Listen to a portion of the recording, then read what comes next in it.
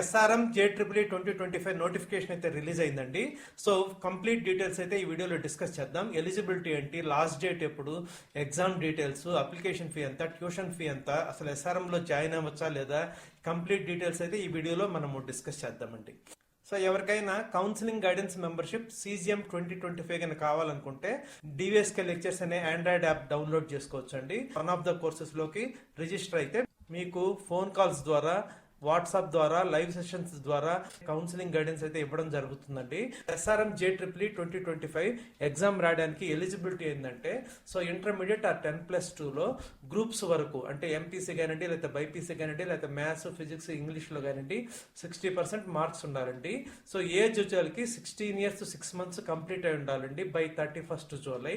So ఇక SRM జేట్రిపుల్ 2025 application fee వచ్చేకి 1400 rupees అండి. లాస్ట్ ఇయర్ కన్నా ఒక 200 రూపీస్ పెంచారు. మొత్తం 3 phases అయితే జరుగుతాయండి.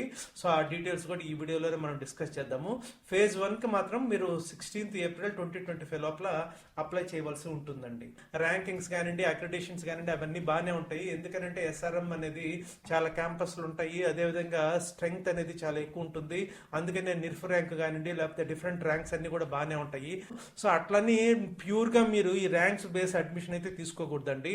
ఎందుకనంటే ఒక చిన్న ఎగ్జాంపుల్ అయితే నేను మీకు ఇప్పుడు చెప్తానండి. ఇప్పుడు నిర్ఫ్ ర్యాంక్ లేటెస్ట్ 2024 ర్యాంక్ అని తీసుకున్నారంటే యూనివర్సిటీ విభాగంలో అయితే 12th ఉందండి. అదేవిధంగా మీరు ఇంజనీరింగ్ విభాగం అంటే నిర్ఫ్ ర్యాంక్స్ అనేటివి రకరకాలుగా ఇస్తారండి.